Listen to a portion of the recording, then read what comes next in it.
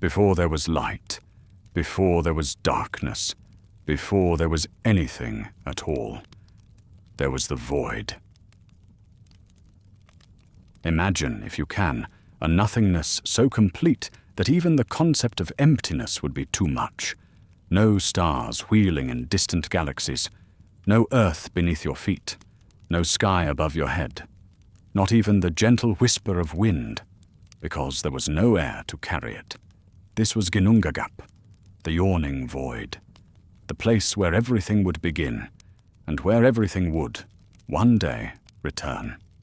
But from this nothingness, this perfect, terrible silence, would emerge the most extraordinary tale ever told.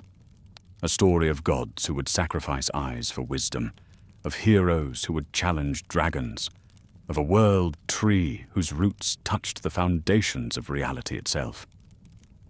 Tonight, we walk through the long shadow cast by ash and elm. We'll witness the birth of worlds, the forging of weapons that could crack mountains, and the friendships that would outlast the death of stars themselves. We'll see how even gods can fall, how even the mightiest oak must eventually burn, how the end of everything is also its beginning. This is the story the Vikings carried with them across storm-darkened seas, the tale that echoed in the halls of kings and in the whispers of slaves, the mythology that understood, perhaps better than any other, that all things must pass, but that in their passing they become eternal. From the first spark of creation to the final flames of Ragnarok, from Odin's desperate quest for knowledge to Loki's ultimate betrayal, from the laughter of gods to the silence that follows the end of all things. This is Norse mythology, complete, unfiltered, and absolutely unforgettable. So settle in, turn off the lights, and let me tell you the story of how gods learned to die. Welcome, travelers, to tonight's journey into the unknown. I'm your guide through these ancient halls, and I want you to know what we're about to experience together isn't just a retelling of old stories. These aren't dusty myths locked away in forgotten books.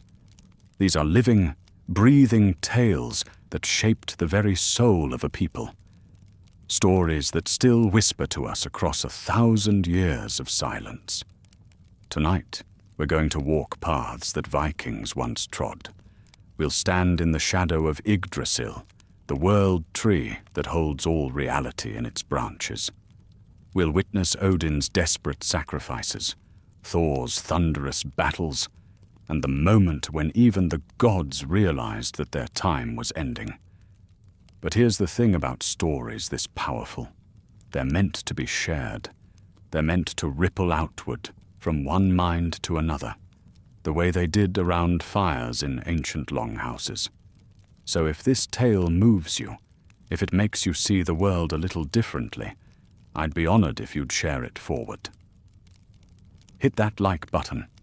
Let the algorithm know that stories like this still matter. Subscribe if you want to walk more hidden paths with me, because tonight is just the beginning. There are so many shadows left to explore, so many forgotten truths waiting in the dark. But first, we have a world to build, gods to birth, and a cosmos to set spinning in the endless dance between creation and destruction. Are you ready? Then let's begin at the only place we can, the beginning of everything. There's something you need to understand before we dive into the heart of this story. Norse mythology isn't just a collection of tales about gods and monsters. It's a worldview, a way of seeing reality that's both brutal and beautiful, hopeful and utterly without illusions. These stories were never written down by the people who first told them. They lived in the voices of skalds, wandering poets who carried the entire mythological cosmos in their memories. Imagine that for a moment. No books, no scrolls, just human memory, passed from grandfather to grandson, from master to apprentice, across generations of long northern nights. The irony is profound. These tales about gods who would one day die, about a world destined for destruction and renewal, survived their own apocalypse. When Christianity swept across Scandinavia, when the old temples crumbled and the sacred groves were cut down, these stories should have died with them. But they didn't. A 13th century Icelandic scholar named Snorri Sturluson, a Christian, mind you, looked around at the fading remnants of the old ways and made a decision that would echo across centuries. He would preserve what was left. Not because he believed in these gods, but because he understood that some stories are too important to let die. And here's what's remarkable about what Snorri saved for us. Norse mythology is perhaps the only mythological system that truly grapples with endings. Most mythologies promise eternal victory, eternal kingdoms, eternal glory. The Norse looked at the world around them, the harsh winters, the violence, the constant struggle for survival, and they said something extraordinary. Even the gods will die. Even this world will end. But something will survive. This isn't pessimism. This is radical honesty. The Norse understood something that we're only beginning to rediscover in our modern world. That acknowledging fragility doesn't make us weak. It makes us precious. That knowing something will end doesn't diminish its beauty. It intensifies it. Tonight, as we journey through these ancient stories, we're not just exploring mythology. We're exploring the human condition itself. We're asking the same questions that kept Vikings awake during those endless Arctic nights. What does it mean to be brave when you know you'll eventually lose? How do you build something beautiful when you know it's temporary? How do you love when you know that love too must end? The answers they found, they're all here. In Odin's sacrifice of his eye for wisdom, in Thor's endless battles against chaos, in Loki's complex dance between creation and destruction, in Ragnarok itself, that final battle where gods and giants tear each other apart, only for the world to begin again. These stories were told by people who sailed across unknown seas, who explored uncharted lands, who built civilizations in some of the harshest environments on Earth. They were told by people who understood that life is a struggle, but that the struggle itself can be sacred. And now, tonight, in this moment, these stories live again. In your imagination, in your heart, in the space between what was and what might be. So as we step into this world of gods and giants, of wolves and ravens, of world trees and rainbow bridges, remember this. You're not just hearing stories. You're participating in an act of resurrection. You're helping to ensure that these voices, these dreams, these ancient truths continue to echo across time. Now, let's go back to the beginning. Back to when there was nothing but potential, nothing but the space between ice and fire, nothing but a void so complete that it could only be filled by everything. Let's go back to Ginnungagap. In the beginning was the void, Ginnungagap, the yawning gap. But this wasn't the kind of emptiness you might imagine, not a dark room or a clear sky. This was nothingness so absolute that even darkness would have been something. Even silence would have been too much sound. But voids, as it turns out, are unstable things. They demand to be filled. To the north of this great nothing lay Niflheim, the world of mist. Ancient beyond measure, filled with poisonous rivers that had been flowing since before time had a name. These weren't ordinary rivers. They were the Elivagar, 11 streams that carried venom instead of water, that froze into glaciers of pure toxicity. And at their heart lay Vergelmere, the spring from which all cold things flowed. To the south stretched Muspelheim, the realm of fire. Here dwelt beings of pure flame, led by Surtur, whose sword burned with the light of dying stars. Muspelheim wasn't just hot, it was heat itself, the essence of expansion, of energy desperate to escape its bounds. And between these two realms, between the ancient ice and the eternal flame, lay Ginnungagap, waiting. Now imagine what happens when the poisonous rivers of Niflheim begin to flow toward this void. Picture streams of venom ice creeping southward, layer upon layer, building glaciers of crystallized death. The ice reaches toward Muspelheim, and as it does, something extraordinary happens. The sparks begin to fly. Each spark that leapt from Surtur's realm and touched that ancient ice didn't just melt it, it awakened it. Ice became water, water became steam, steam became the first breath of the first life. And in that breath, in that moment when ice met fire in the heart of the void, Ymir was born. Ymir, the first being, the ancestor of all giants. But don't picture some cartoon monster. Ymir was something far more primal, far more important. He was the living intersection between ice and fire, between ending and beginning. In his veins flowed the memory of that first moment when nothing became something. But Ymir was not alone in that newborn world. As the ice continued to melt under heaven's first heat, it revealed something that had been sleeping in the frozen depths. Odumla, the primordial cow. I know how that sounds. But in Norse thought, there's nothing mundane about cattle. They represent sustenance, abundance, the transformation of the wild into the nurturing. Audumla wasn't just a cow. She was the principle of nourishment itself, the idea that life feeds life. And so it was that Ymir fed from Audumla's milk, 4 rivers of it, enough to sustain the first giant. But what did Audumla eat in that barren world of melting ice? She licked the salty stones that the glaciers had revealed, and as she licked, something miraculous happened. The stones began to take shape. On the first day, hair appeared where she had licked. On the second day, the suggestion of a head. And on the third day, a full man emerged from the stone. Buri, the first of the gods' lineage. Beautiful where Ymir was primordial. Orderly where the giant was chaotic. Buri had a son named Bor. And Bor married Bestla, a giantess, a daughter of Ymir's line. Think about that for a moment.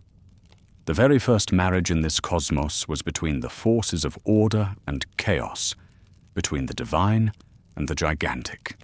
From the very beginning, Norse mythology understood that these opposing forces weren't meant to destroy each other. They were meant to create together. And from this union, from Bor and Bestla, came 3 sons who would reshape everything. 3 brothers whose names still echo in our Wednesday, Thursday, and Friday. Odin, Vili, Ve, the first gods. But this world was too small for such powerful beings. Ymir dominated everything, his children, the frost giants, multiplying endlessly, threatening to drown the cosmos in primordial chaos. The 3 brothers looked at this situation and made a decision that would define all of existence afterward. They would kill their grandfather. This wasn't murder as we understand it. This was sacrifice. This was transformation. Ymir had served his purpose. He had been the bridge between nothing and something. Now, for something to become everything, he had to die. The battle was beyond imagination. When gods fight giants at the dawn of time, the very foundations of reality shake. But the brothers were victorious. and from Ymir's death they would create a universe. From his flesh they made the earth, rich, dark soil that could nurture life. From his bones they raised mountains that would scrape the sky. His teeth became cliffs and crags, his hair became the forests that would shelter both beast and man. But it was his blood that created the greatest transformation. As it poured from his wounds, it became the seas and rivers and lakes, so much blood that it drowned all of Ymir's children, all the frost giants, save for two, Bergelmor and his wife, who escaped in a boat made from a hollowed tree trunk. The brothers took Ymir's skull and lifted it high above the earth to form the heavens. To hold it in place, they set 4 dwarfs at the cardinal points, Nordri, Sudri, Ostri, and Vestri, north, south, east, and west. These weren't just directions. They were the first organizing principles of space itself. But a world of earth and sea and sky is still a dark world. So the brothers gathered sparks from Muspelheim, not just any sparks, but the brightest ones, the most enduring ones, and they placed them in the dome of heaven. The largest became the sun and moon, pulled across the sky by wolves who would chase them until the end of time. The smaller ones became the stars, each one a tiny piece of that first fire that had awakened Ymir from the ice. And yet, for all this cosmic architecture, something was still missing. The world was beautiful, but it was empty. The gods had created a stage, but there were no actors to perform upon it.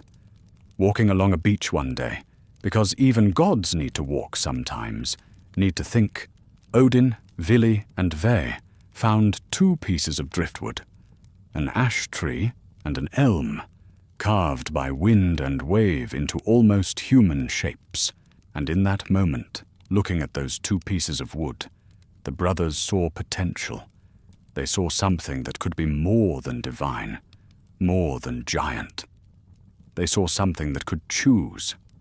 Odin breathed into them the breath of life. Vili gave them consciousness and movement. Ve bestowed upon them the senses, sight to see beauty, hearing to appreciate music, touch to feel both pleasure and pain. The first humans stirred on that beach, Ask and Embla, Ash and Elm. And with their awakening, the cosmos was finally whole. Not perfect, the Norse would never claim perfection, but complete. A universe where ice could meet fire, where order could dance with chaos, where gods could walk beside humans, and where every ending carried within it the seed of a new beginning. But building a world is one thing, organizing it, protecting it, giving it meaning, that requires something else entirely. It requires a tree so vast that its roots touch the foundations of reality and its branches hold up the sky itself. It requires Yggdrasil. There are trees, and then there is Yggdrasil, the world tree, the ash that holds all things in its embrace. Imagine, if you can, a tree so enormous that its trunk disappears into the clouds, its branches stretch beyond the horizon in every direction, and its roots burrow so deep that they touch the very foundations of existence. This isn't metaphor. In Norse cosmology, Yggdrasil is the literal spine of reality, the axis around which all things turn. But Yggdrasil isn't just big. It's alive in ways we can barely comprehend. Its leaves never fall, its branches never break, and from its bark drips a honey-sweet dew that nourishes all life. An eagle perches in its highest branches, surveying all the worlds below. A dragon gnaws eternally at its roots, trying to bring it down. And between them, a squirrel named Ratatoska scampers up and down the trunk, carrying messages, most of them insults, between the eagle above and the dragon below. It's in the architecture of this tree that we find the structure of Norse reality itself. For Yggdrasil doesn't just connect the worlds, it organizes them. 9 realms, each with its own nature, its own inhabitants, its own role in the cosmic order. At the crown of the tree sits Asgard, the realm of the Aesir gods. This isn't just a place, it's an ideal made manifest. Walls of gold and silver, halls that stretch beyond the horizon, bridges that span impossible distances. But here's what's remarkable about Asgard. It's not eternal. Those magnificent walls were built by a giant, and the gods had to trick him to avoid paying the price he demanded. Even divine perfection, in Norse thought, is temporary and hard-won. Below Asgard, connected by the Rainbow Bridge Bifrost, lies Midgard, Middle-earth, the realm of humans. This is where Ask and Embla awakened, where their children would build cities and sail ships and tell stories around fires. Midgard sits at the center of everything, protected by the Midgard serpent, Jörmungandr, whose body is so vast it encircles the entire world and grasps its own tail. But the tree holds more than just gods and humans. Beneath its roots lie the shadowed realms. Helheim, the land of the dead, ruled by Hel, half living, half corpse, neither cruel nor kind, but absolutely just. This isn't a place of punishment, but of inevitability. Most who die will come here, not because they've been evil, but because they've been human. In the eastern branches dwell the Jötnar, the giants, the forces of chaos and untamed nature. Jotunheim isn't evil exactly, but it's unpredictable. Here live beings of immense power and ancient wisdom, sometimes enemies of the gods, sometimes their lovers, sometimes their teachers. The giants remember things the gods have forgotten, carry grudges older than mountains, and possess a kind of wild honesty that makes them both dangerous and essential. Deep in the roots of Yggdrasil lie the most industrious of all realms, Alfheim, home of the light elves, and Nidavellir, the workshop of the dwarfs. Don't picture tiny men with pointed hats. These dwarfs are master craftsmen, beings who can forge magic into metal, who can spin moonbeams into thread, who can create wonders that even gods covet. They made Thor's hammer, Odin's spear, and Sif's golden hair. They are the artists of the cosmos, the ones who transform raw material into meaning. And there are others. Vanaheim, home of the Vanir gods, masters of fertility and foresight. Muspelheim, that eternal realm of fire we glimpsed at creation. And Niflheim, the primordial world of ice and mist, where the spring Vergelmir continues to feed the rivers that flow through all the worlds. But creating this cosmic architecture required more than just divine will. It required sacrifice, negotiation, and one of the most audacious cons in mythological history. The gods had a problem. Asgard was beautiful, but vulnerable. Giants could attack it, enemies could breach its borders. What they needed was a wall, not just any wall, but a fortification so mighty that it would stand until Ragnarok itself. A giant appeared at their gates with an offer. He would build them this wall, make it impregnable, complete it in a single winter. In exchange, he wanted the sun, the moon, and the goddess Freya as his bride. The gods were horrified. Give up the sun and moon? Surrender Freya to a giant? Impossible. But Loki, always Loki, had an idea. Accept the offer, but with conditions. The giant must complete the work in one winter with no help from any man. If he failed by even a single day, he would receive nothing. The giant agreed, but asked for one concession. He could use his horse to help carry the stones. The gods, thinking no horse could make that much difference, agreed. They had never seen Svadilfari. This wasn't just a horse. This was a stallion of supernatural strength and intelligence Day after day, night after night, Svadilfari hauled massive stones that would have taken 100 men to move. The wall rose with impossible speed. With 3 days left in winter, the giant was nearly finished. The gods panicked. They turned to Loki. This was his plan, his fault. Fix it, they demanded, or face consequences that would make death seem merciful. So Loki did what Loki always did. He changed the rules of the game. Transforming himself into a beautiful mare, he lured Svadilfari away from his work. For 3 days and nights, the stallion chased this mysterious mare through the forests, completely forgetting his duties.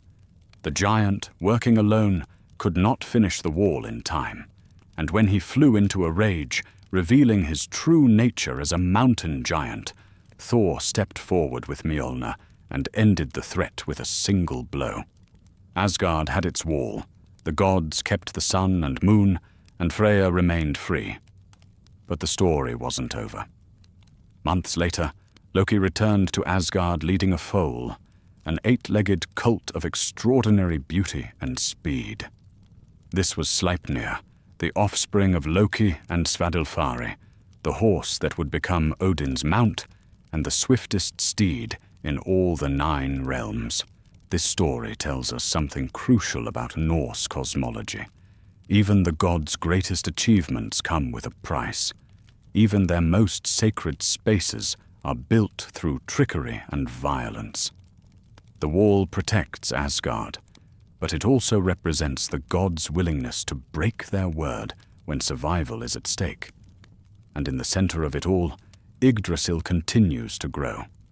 Its roots drink from 3 sacred wells: Urdabrunna, the well of fate, where the Norns weave the destinies of gods and men; Mimisbrunna, the well of wisdom, where Odin would one day pay a terrible price for knowledge; and Hvergelmir, the chaotic spring from which all life first emerged. The tree connects all things, but it also separates them. It gives structure to the cosmos, but it also ensures that each realm maintains its own character, its own role in the great story.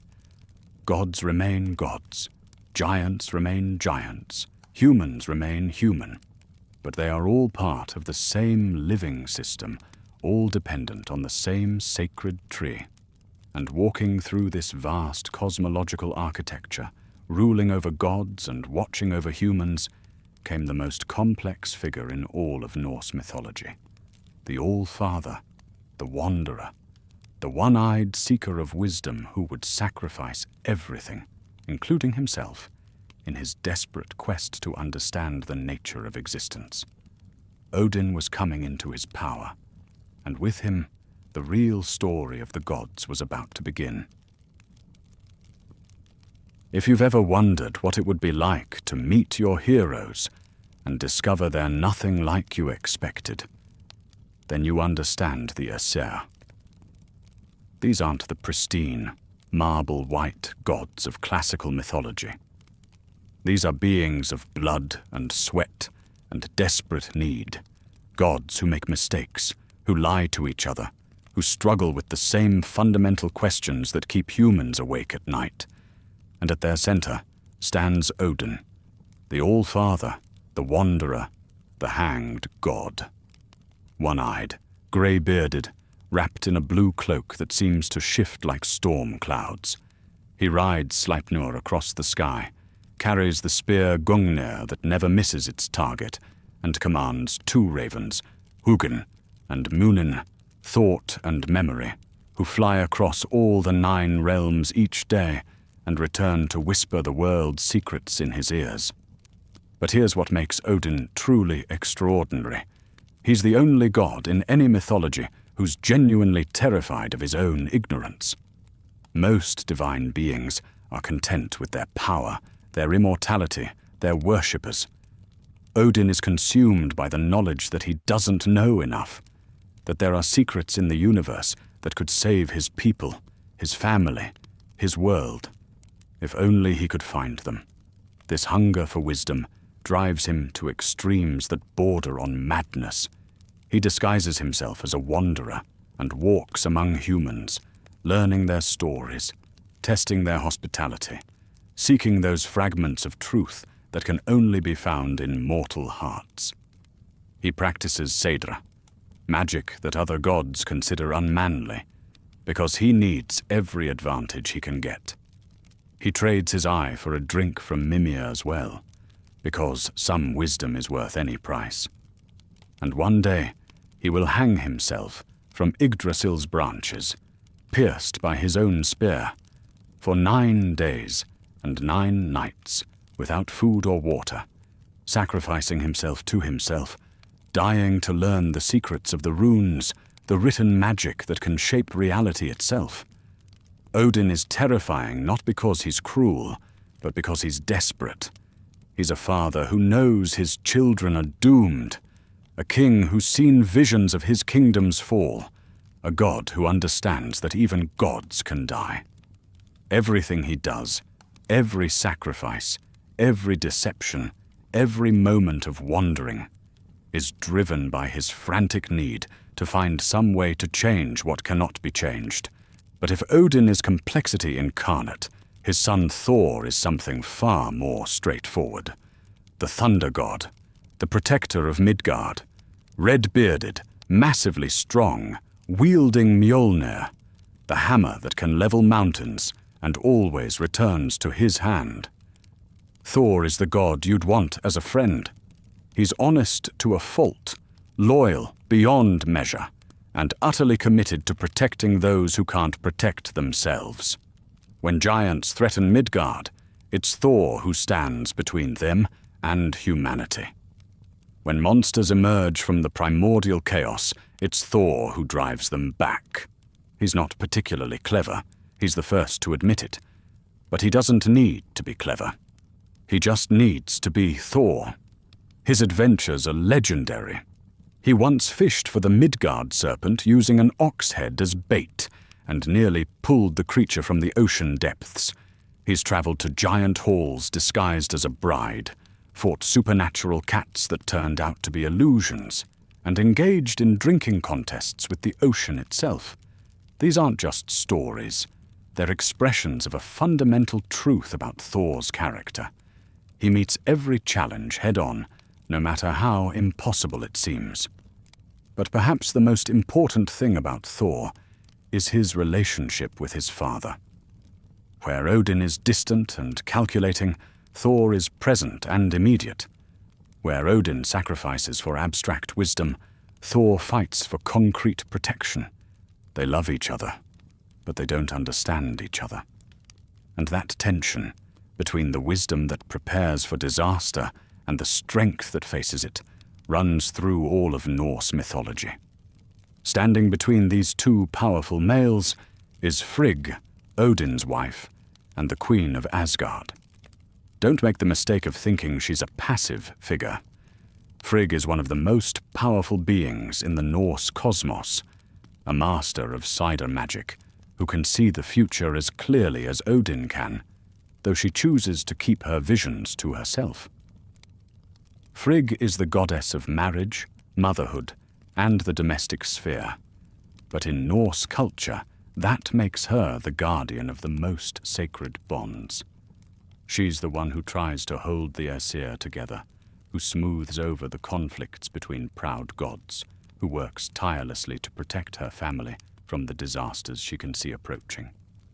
And no one will suffer more than Frigg when the darkness begins to fall, for she is the mother of Balder, the most beloved of all the gods, and she has seen in her visions exactly how his story will end.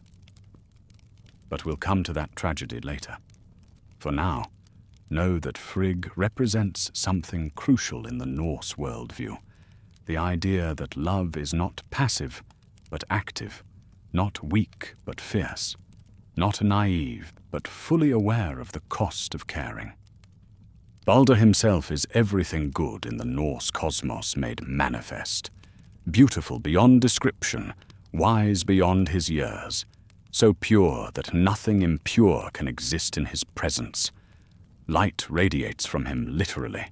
His hall is roofed with silver, and nothing false can be spoken within its walls. He's beloved by everyone, gods and giants alike, and his very existence proves that goodness is possible even in a world racing toward destruction. But Baldur's perfection is also his tragedy. In a world where survival requires compromise, where even gods must sometimes lie and cheat and fight, pure goodness becomes impossible to protect. Baldur's story will become the pivot point around which all of Norse mythology turns, the moment when the family of gods begins to tear itself apart. Standing apart from this family drama is Tyr, the god of war and justice. One-handed Tyr, who sacrificed his sword arm to bind the wolf Fenrir, who represents the principle that sometimes honor requires accepting terrible loss. Tyr is the god who proves that courage isn't the absence of fear. It's the willingness to do what's right, despite the cost. At the borders of Asgard stands Heimdall, the watchman of the gods. He can see for 100 miles in any direction, hear grass growing in the meadows and wool growing on sheep's backs. His horn, Gjallarhorn, will sound when Ragnarok begins, and he will be the first to see the armies of chaos approaching. Heimdall is patience personified, the god who understands that vigilance is the price of peace. And then there's Loki. Loki defies easy categorization. He's not quite god, not quite giant, not quite friend, not quite enemy. He's the blood brother of Odin, the shape changer, the silver-tongued trickster who can talk his way out of any situation and into 3 new ones. He's the god who solves problems by creating bigger problems, who saves the day by nearly destroying it first. The other gods need Loki, and they hate that they need him. When giants threaten Asgard, it's often Loki who finds the solution, usually through some elaborate scheme that leaves everyone involved questioning their life choices. He's the one who retrieves Idun's apples of youth, who recovers Thor's stolen hammer, who negotiates with enemies and allies alike. But Loki is also the god of boundaries and their violation. He changes gender at will, shifts between animal and human forms, bears children with creatures that shouldn't exist. He represents the principle that rules are made to be broken, that chaos is sometimes necessary for growth, that even the most stable systems need an element of unpredictability to remain alive. The tragedy of Loki is that he becomes what the other gods need him to be, their shadow, their outlet for everything they can't allow themselves to feel or do, and eventually that shadow will turn against them. But that transformation is still years away. Decades of adventures and alliances and gradual deterioration of trust. Together, these gods form something unprecedented in world mythology, a divine family that actually feels like a family. They love each other and drive each other crazy. They support each other and let each other down. They have inside jokes and old resentments, shared triumphs and individual insecurities. Picture their gatherings in Gladsheim, Odin's hall, Thor telling stories of his latest adventure, while Loki provides sarcastic commentary. Frigg trying to keep everyone fed and civil, while Odin disappears into his own thoughts. Baldur's presence making everyone just a little bit better than they usually are. Tyr offering quiet wisdom when disputes arise. Heimdall stepping in from his watch to share news from the other realms. These are the good times, the golden age of Asgard, when the gods are young and strong, and the future is still malleable. When problems can be solved with cleverness, or strength, or magic. When death is something that happens to other people. When Ragnarok is just a prophecy, rather than an approaching reality. But even in these brightest moments, shadows are gathering. The gods are learning things about themselves that they don't want to know. Odin's quest for wisdom is leading him into darker and darker territory. Loki's jokes are becoming more pointed, more hurtful. The bonds that hold the family together are being tested by forces that none of them fully understand.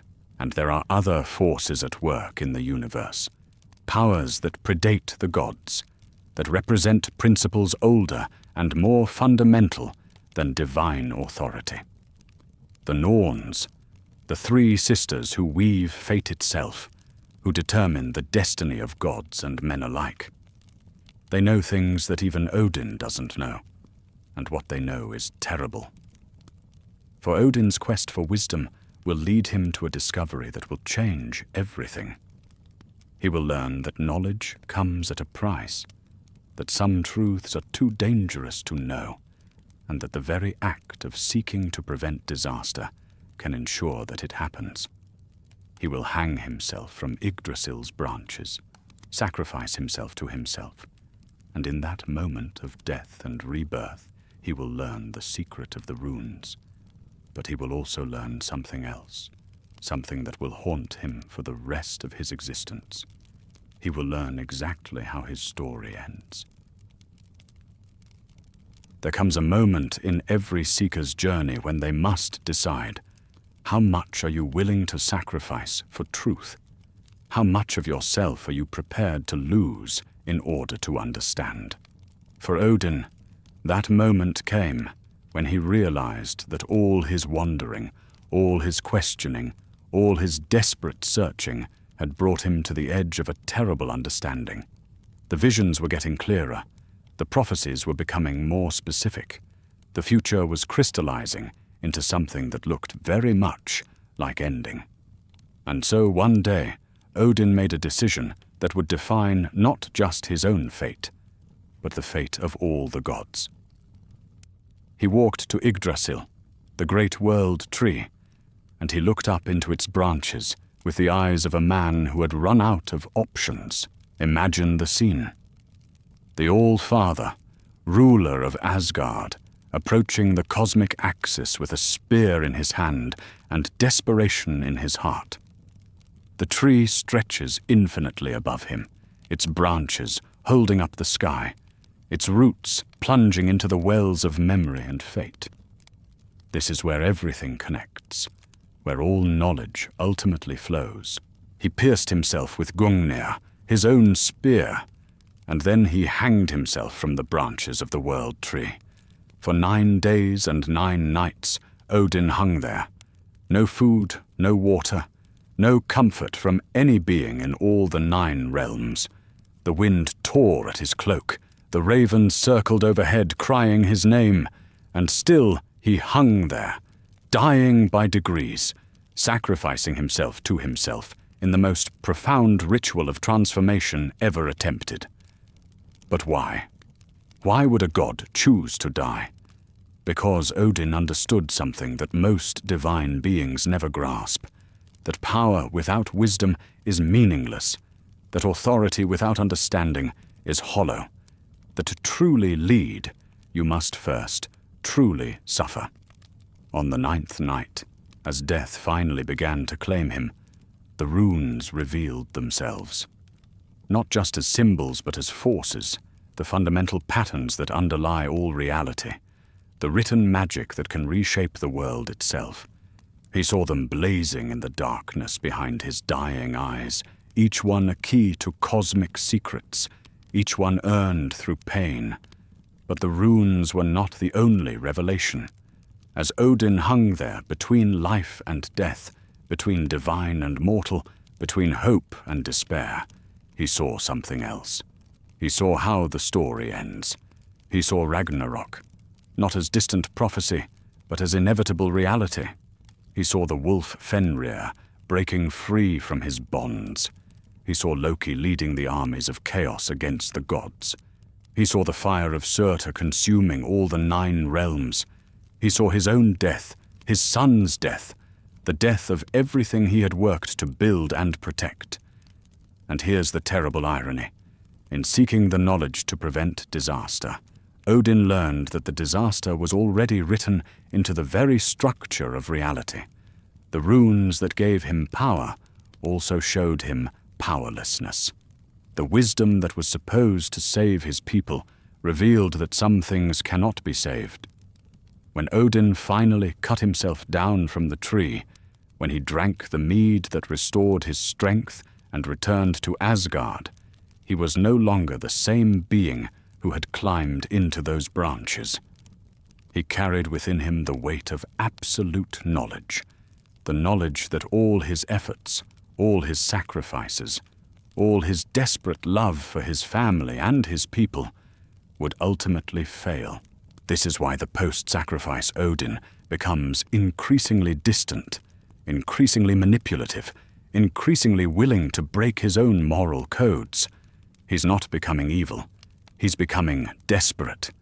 He's a father who's seen his children's deaths, a king who knows his kingdom will fall, a god who understands that even gods are subject to forces greater than themselves. And so he begins his final, frantic campaign. He sends his Valkyries across all the battlefields of Midgard, gathering the souls of the greatest warriors to fill Valhalla. He makes alliances with beings he once considered enemies. He breaks oaths, betrays trust, sacrifices honor, all in the service of a plan that he knows, in his heart, cannot succeed. But here's what makes Odin's story so powerful, so fundamentally human. He keeps trying anyway. Knowing that he will fail, he continues to fight. Understanding that his efforts are doomed, he refuses to stop making them. He embodies the most noble and most tragic aspect of consciousness itself, the ability to act in defiance of hopeless odds. This is the central paradox of Norse mythology. Its heroes are not those who achieve victory, but those who continue fighting in the face of inevitable defeat. Courage in this system isn't about winning. It's about maintaining dignity and purpose, even when you know you're going to lose. Odin's sacrifice teaches us something profound about the nature of knowledge itself. Some truths are dangerous. Some revelations change us in ways we can never undo. The price of ultimate understanding might be the loss of ultimate hope. And yet, is ignorance better? Is it more noble to live in comfortable illusion than to face uncomfortable reality? Odin made his choice. He chose knowledge over comfort, truth over peace, understanding over happiness. Whether that choice was wise or foolish, heroic or tragic, is something each of us must decide for ourselves. But Odin was not the only one grappling with impossible choices. Throughout the 9 realms, other forces were stirring, other relationships were being tested. The careful balance that held the cosmos together was beginning to shift, and the consequences of that shift would ripple through every realm, every relationship, every carefully constructed alliance. For the gods were not alone in their universe. They shared it with other powers, other peoples, other ways of understanding reality itself. And the time was coming when all these different visions of how the world should work would come into direct, violent conflict. The Aesir-Vanir War was about to begin, and with it, the first crack in the foundation of divine unity would appear. In the beginning, there were 2 tribes of gods. The Aesir, dwelling in their fortress of Asgard, were gods of war and wisdom, of order imposed through strength and sacrifice.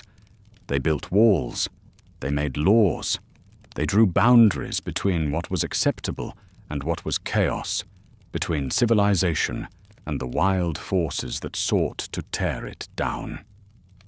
But in Vanaheim, another kind of divinity flourished. The Vanir were gods of fertility and prosperity, of the earth's abundance and the sea's bounty. Where the Aesir sought to control nature, the Vanir sought to flow with it. Where the Aesir built fortresses, the Vanir tended gardens. Where the Aesir prepared for war, the Vanir celebrated life's endless capacity for renewal. It was, perhaps, inevitable that these two visions of divinity would clash, for in the end, every philosophy of existence must eventually confront its opposite. Every way of being in the world must defend itself against the alternatives that threaten to prove it wrong. The war began, as wars often do, with a misunderstanding that became an insult, that became a betrayal. The details are lost to time, but the consequences echoed through every realm. The Aesir, masters of warfare, expected swift victory. The Vanir, masters of the earth's hidden powers, proved more resilient than anticipated. Picture it: Asgard's golden halls shaking with the thunder of Thor's hammer. Vanaheim's fertile fields scorched by the fires of divine warfare. The very foundations of reality trembling as two competing orders of existence locked in combat that threatened to tear the cosmos apart. But wars between gods are different from wars between mortals. When immortal beings fight, there can be no true victory, only exhaustion. Only the gradual recognition that the cost of continuing exceeds the cost of compromise. And so, in the aftermath of devastation, the two tribes of gods made peace. Not through surrender, but through something far more complex: exchange. The Vanir sent their greatest to live among the Aesir. Njörður of the sea winds, master of harbours and the wealth that flows through them. Freyr, the golden god of fertility and kingship, whose very presence could make the earth bloom. And Freyja, the Saidr queen, mistress of that most mysterious of magics, the power to see and shape the threads of fate itself. In return, the Aesir sent Hönir, the silent god, and Mimir, the wise one, to dwell in Vanaheim. It was an exchange of hostages, yes, but also something deeper. It was recognition that neither vision of divinity was complete without the other. That order without fertility is sterile, and abundance without structure is chaos. But there was another figure moving through this story, one who belonged fully to neither tribe, yet was essential to both. Neither hostage nor diplomat, neither Aesir nor Vanir, but something else entirely. Something that defied all categories, all boundaries, all attempts to pin down exactly what it was or where it belonged. Loki. To understand Loki is to understand the necessity of paradox. He was Odin's blood brother, bound by oaths older than memory, yet his heritage was giant-born. He was the father of monsters, yet also the savior of gods. He was the source of Asgard's greatest treasures, and the architect of its ultimate doom. In every mythology, there must be a trickster. Someone who refuses to accept the rules that everyone else lives by. Someone who asks the uncomfortable questions. What if the boundaries we've drawn are arbitrary? What if the categories we've created are prisons? What if the very order we've built to protect us is actually the thing that will destroy us? Loki was shapeshifter, boundary crosser, the one who could be male or female, god or giant, creator or destroyer, depending on what the moment required. He was the one who could talk the gods into impossible situations and then talk them out again. He was the one who could steal fire from the giants and give it to the gods, or steal the gods' most precious possessions and give them to whoever amused him most. But Loki's greatest trick was not any single deception. It was his ability to make the other gods need him. For every problem his mischief created, he provided a solution. For every treasure he stole, he returned something even more valuable. He was the god of unintended consequences, the one who proved that sometimes the only way forward is through the very thing you're trying to avoid. Consider his children. With the giantess Angerboda, he fathered 3 beings that would reshape the cosmos: Jörmungandr, the world serpent, cast into the sea to grow until it could encircle Midgard. Fenrir, the wolf, destined to devour Odin himself at the end of all things. And Hel, half living, half dead, granted dominion over the realm of the dishonored dead. The gods, seeing prophecies of destruction in these offspring, tried to contain them. But containment of Loki's children was like trying to contain the future itself. Jörmungandr grew too large for any prison. Fenrir's strength exceeded any chain. And Hel simply waited, patient as death itself, knowing that eventually everything comes to her realm. Yet Loki also gave the gods their greatest treasures. When he cut off Sif's golden hair in a moment of inexplicable mischief, he was forced to replace it with something even more beautiful, hair spun from the finest gold by the dark elves themselves. When he stole Freya's necklace, the theft led to the creation of Mjolnir, Thor's hammer, perhaps the most powerful weapon in all the 9 realms. It was as if Loki understood something the other gods had forgotten, that creation and destruction are not opposites, but partners in an eternal dance. That you cannot have order without chaos, safety without danger, wisdom without folly. That the very attempt to create a perfect world inevitably creates the conditions for its own undoing. And so the expanded pantheon of Asgard took shape. The Aesir with their warrior wisdom, the Vanir with their earth magic, and Loki with his boundary-crossing chaos, all bound together in a web of relationships that was at once stronger and more fragile than any of them alone. Njörður brought the wealth of the sea roads, teaching the gods the value of trade and the patient accumulation of resources. His bare feet touched the earth, and harbors flourished. His breath became the wind that filled the sails of merchant vessels carrying goods between the realms. Freya brought fertility itself, the power to make the earth bloom with abundance. His golden boar could run through air and water as easily as through the forests of Midgard. His ship, Skidbladnir, could sail on land or sea, carrying all the gods, yet could be folded up and carried in a pouch when not needed. He was the god of kingship, but kingship understood as service to the land and its people, not domination over them. And Freya brought Seder, the magic of seeing and shaping fate itself. She was the first to practice this art among the gods, teaching even Odin the secrets of prophecy and transformation. She could take the form of a falcon, could travel between the realms, could see the threads that connected all things, and sometimes could even change their pattern. But Freya's presence in Asgard brought something else, the recognition that not all power comes from the sword or the sacrifice. Some power comes from understanding the connections between things, from seeing how the ending is written in the beginning, from knowing that every story contains within it the seeds of its own transformation.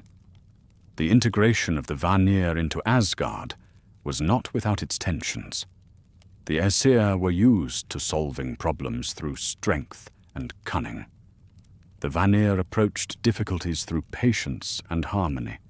When these approaches conflicted, it was often Loki who found the third way, the solution that no one else had considered. There was the time when the master builder came to Asgard, offering to build an impregnable wall around the realm in exchange for the sun, the moon, and Freya herself. The Aesir, confident in their ability to outwit any giant, agreed to the bargain, thinking it impossible to complete such a task in the time allotted. But the builder had a stallion, Svadilfari, whose strength was beyond mortal comprehension. As the deadline approached and the wall neared completion, panic set in among the gods. They had been about to lose everything most precious to them through their own hubris. It was Loki who provided the solution, though at great personal cost. Transforming himself into a mare, He lured Svadilfari away from his work, ensuring the wall would remain incomplete.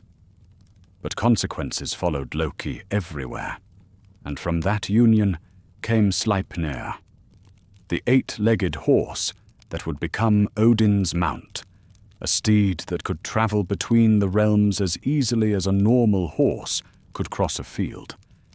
This was the pattern of their existence, the gods creating problems through their own pride and short-sightedness, Loki finding solutions that worked but came with unexpected costs, and all of them learning, slowly and sometimes painfully, that every choice creates new choices, every solution creates new problems.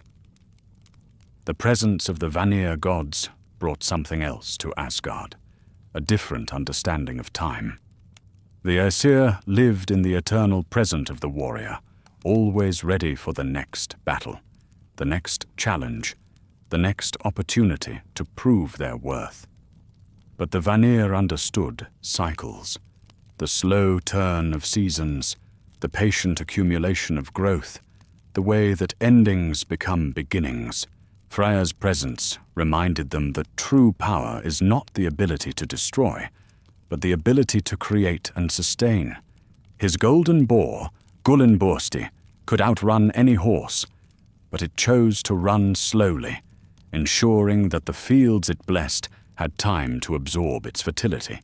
His ship could carry them anywhere, but it was just as valuable for its ability to become small and portable, power that could be stored and carried rather than constantly displayed. And Freya's Seder brought them face to face with the most unsettling truth of all, that the future is not fixed, but it is also not entirely free. The threads of fate can be seen, and sometimes they can be influenced, but they cannot be entirely controlled. Even the gods are subject to the patterns woven by forces greater than themselves.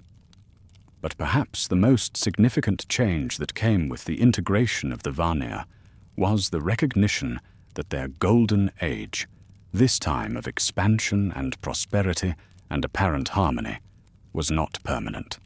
The Vanir brought with them the wisdom of cycles, and cycles inevitably include endings as well as beginnings.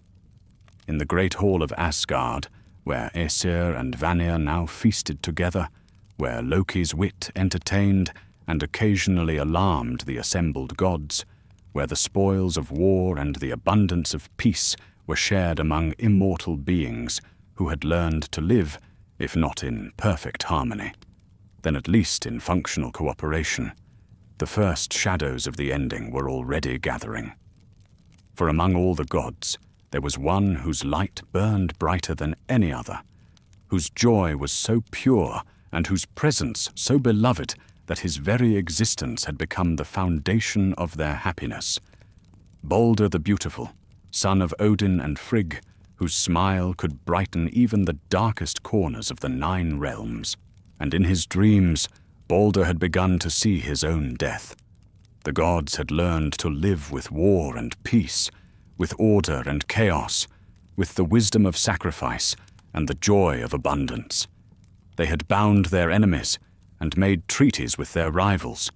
They had built walls and bridges, created treasures and weapons, established laws and broken them when necessary.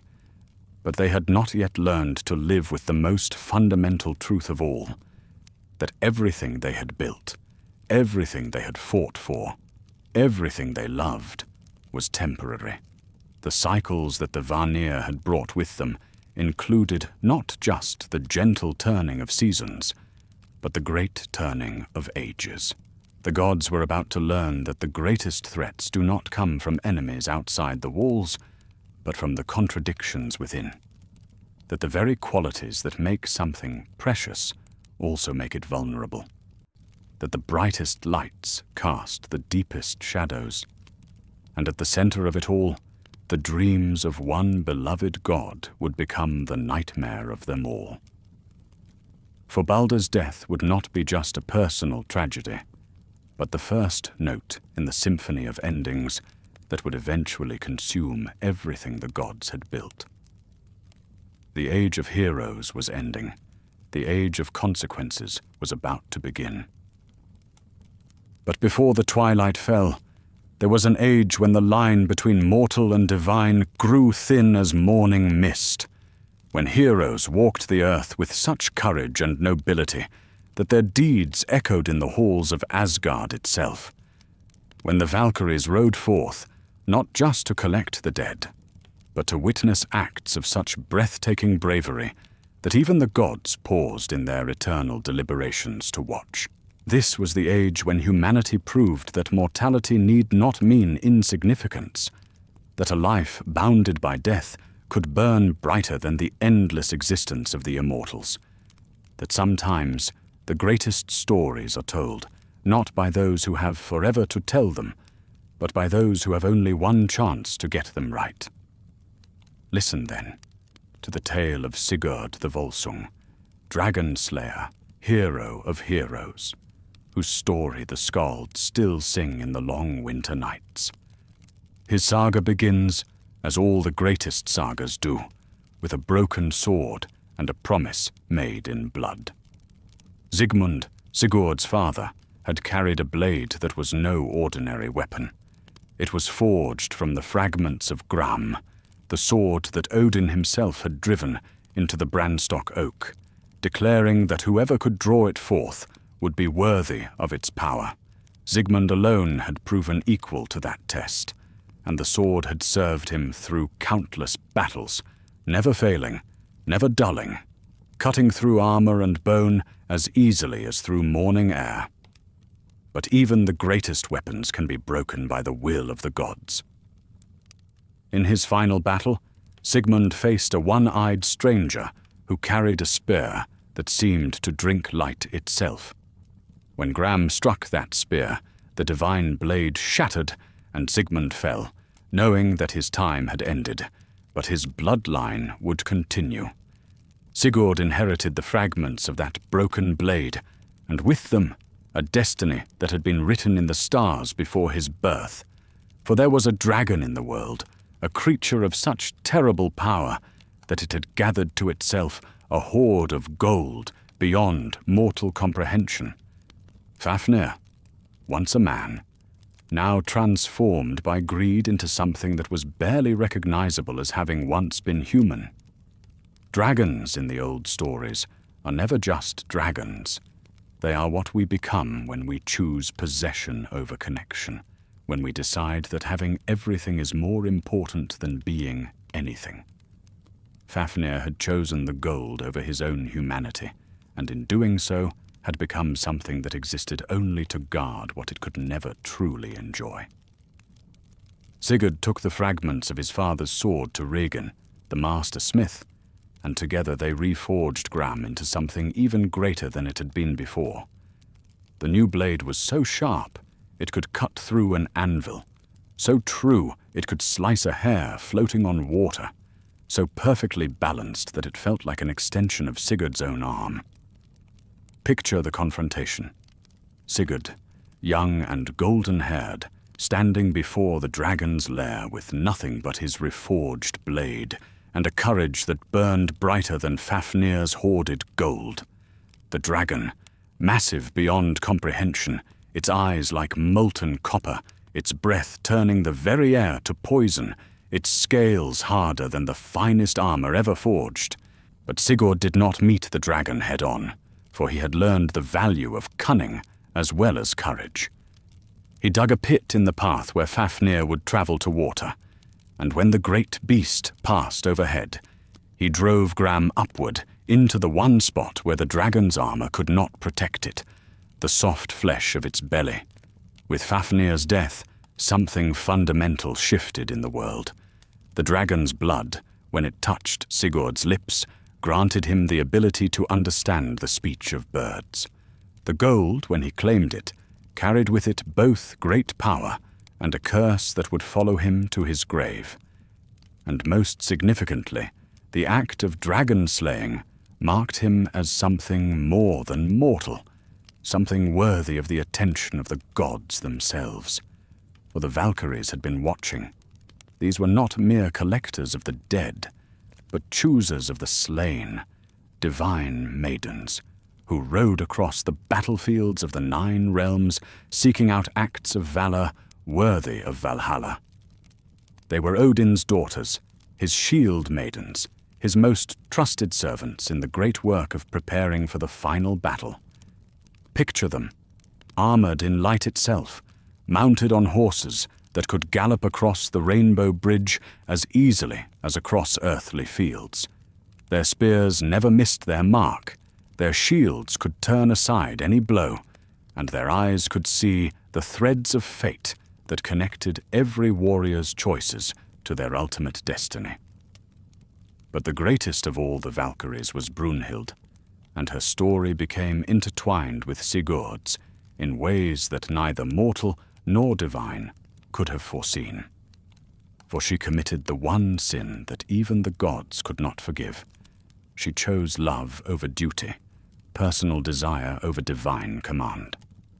When Odin decreed that a particular king should fall in battle, Brunhild granted him victory instead, moved by his courage and nobility.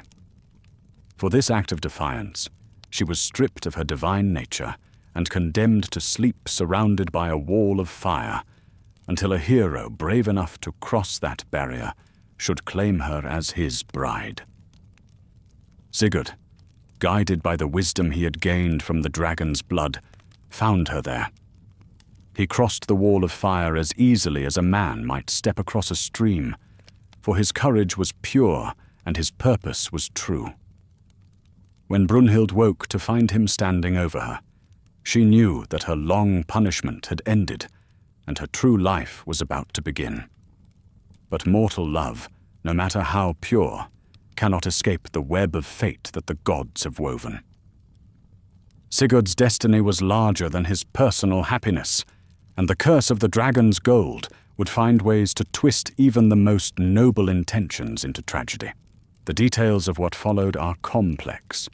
Tales of forgotten potions and switched identities, of oaths sworn and broken, of love that endured even when memory failed.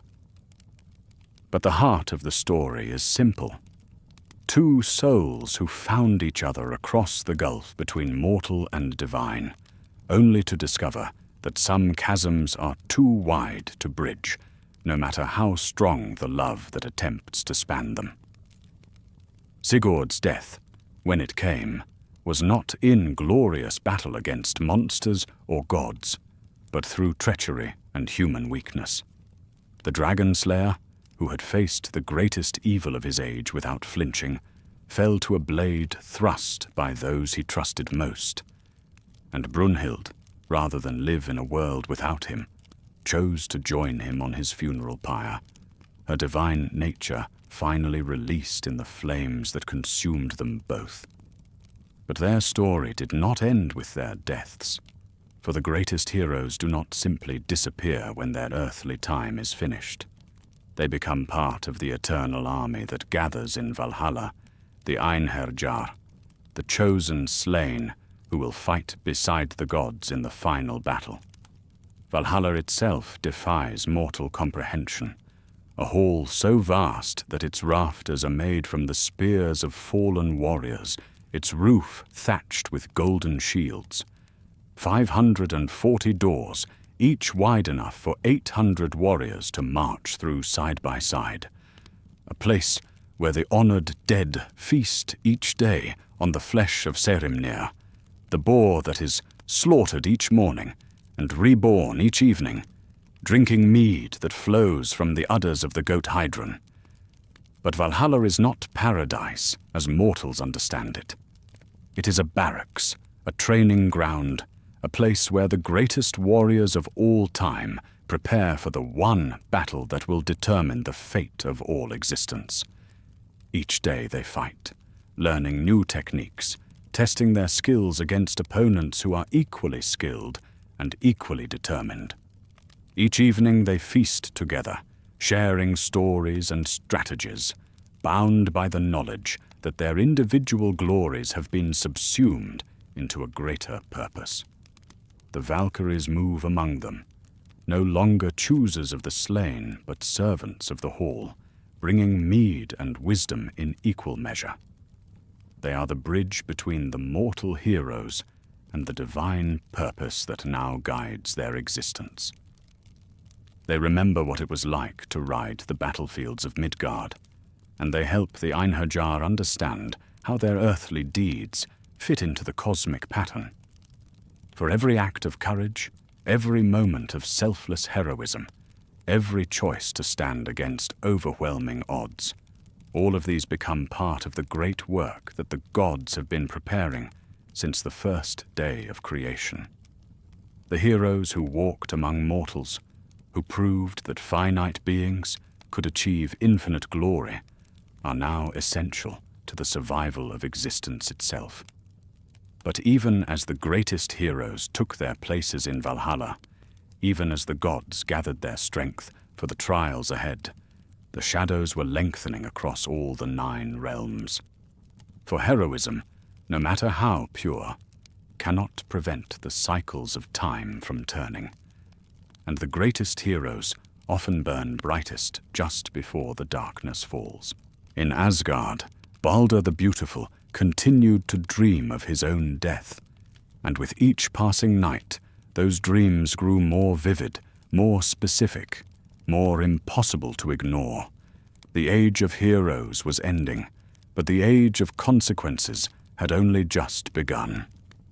The gods were about to learn that all their careful preparations, all their gathering of heroes, all their walls and weapons and wisdom might not be enough to prevent the one thing they feared most, the loss of everything they held dear.